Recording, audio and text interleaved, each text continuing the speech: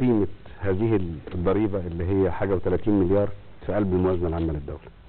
بس انتوا اديتوها الثقة على هذه الموازنة. ايوه، ما انا يعني برضه عشان ايه؟ خليك بس معايا. دي جدلية اديتها ده.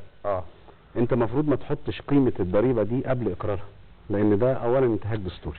ما ينفعش ان انا الحكومة انتهكت الدستور. واحد. تمام. لا انت هتعمل عناوين. ايه؟ انت جاي الحكومة انتهكت. ايوه، عايز منشفتات وخلاص.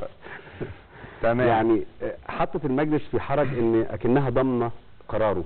تمام. لما حطت ال 32 ده من حيث المبدا. احنا عندنا امر مبدئي في الحكايه دي. في فرق بين ان انت تزود نسبه الضريبه، وفي فرق بين ان انت تبحث عن الاصلاح الضريبي اللي يحقق الالتزام الضريبي. يعني انا دلوقتي ما صلحتش منظومه الضرائب بتاعتي وعندي فئات متهربه بالهبل. واخد بال حضرتك؟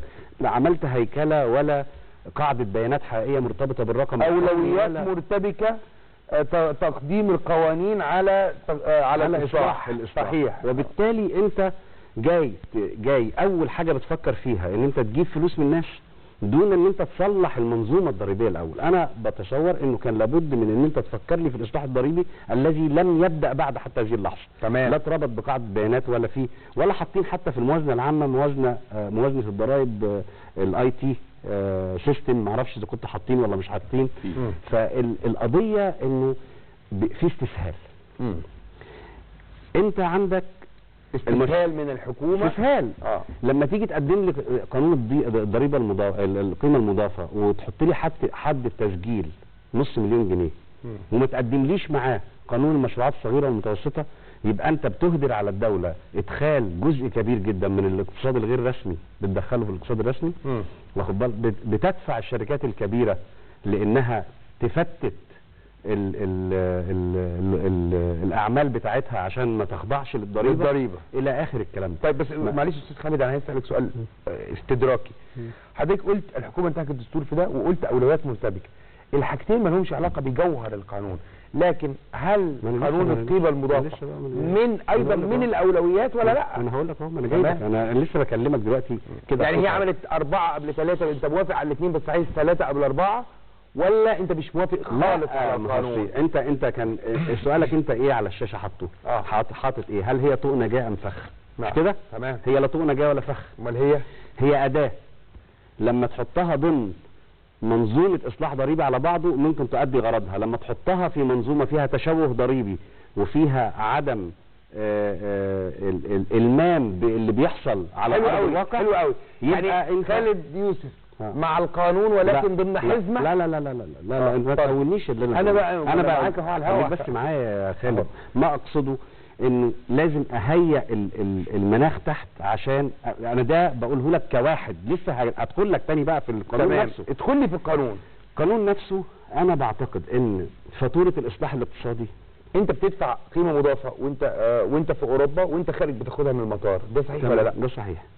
يبقى اذا القانون ده موجود في كل حته. خليك بس معايا. حاضر يا صديقي العزيز، انا دلوقتي كان 10% ضريبه المبيعات، انا خليتها 14%، زودت 4%. زودت 4% ليه؟ وعفيت سلع. ثانيه بس. زودت. طب ما هو انت برضه الاعفاء السلع ده انت عملت على فكره تنططني، مش عارف اركز. امال اربكك ازاي بس؟ لا ال 14% انت زودت لي 4% وقلت لي هعفيك من حتت. هي نفس الحكايه، انت بتاخد بتديني الجيب وبتاخد مني من الجيب الثاني. يعني عشان بس ما حدش يدعي ان هو محافظ على محدود الدخل. ما انت زودتها لي 14%، ده زودت 4% على ضريبه المبيعات، وعملت لي ضريبه ثانيه اسمها 14% تانيين على الخدمات. هل ده صحيح؟ وانا بقول كلام مختلف معانا. هو مختلف معايا، لكن دي الحقيقه. الضريبه دي عباره عن ضريبه على المبيعات، على السلع والخدمات. بمعنى 14% على السلعه، وفي 14% على الخدمه. اللي ما كانتش موجوده قبل كده، ما كانتش موجوده اصلا. فهو عمل لي 14% ضريبه جديده عشان ما يقولوش ان دي ضريبه مش جديده. لا، في ضريبه جديده اسمها ضريبه ال 14%، وفي 4% زياده عن ضريبه المبيعات. ده مين اللي هيتحمله؟ اللي هيتحمله اللي بيستخدم السلع والخدمات اكتر من الثاني. صح. مين اللي بيستخدم السلع والخدمات اكتر من الثاني؟ الاقادرين. لا. امال ايه؟ السواد الاعظم. الاغنياء مش هتفرق معاهم ال 14%. انا بقول بدل ما تحمل لي فاتوره الاصلاح الاقتصادي في الزمن اللي احنا فيه ده لناس اتطحنت عبر 30 40 سنه عماله تفتقر اثناء ما كانت في ناس عماله تغتني بالمليارات. لا، انا استهدف لي بقى الطبقه اللي اغتنت اثناء ما الشعب ده كان بيزحف على بطنه. فنروح لهم الاول. روح لي هناك الاول. روح لي هناك لان الناس مش مستحمله. هنا الاولويات السياسيه بقى. لما تيجي تقول لي الضريبه دي في يوم من الايام لازم تتفرض، في يوم من الايام لازم تطبق، هتحصل، بس يعني انت موافق عليها منطقيا، لكن بس التوقيت غلط. مش التوقيت بس، واولويات، وفيها ظلم، لان الناس مش هتحتملها. حلو. اسمع راي نائب اخر. لا، ما انا راجع لك بس ماشي فاصل. ده انا هاخد لسياده النائب محمود، بس بعد الفاصل اللي جاي هنرجع لك تقول وجهه نظرك.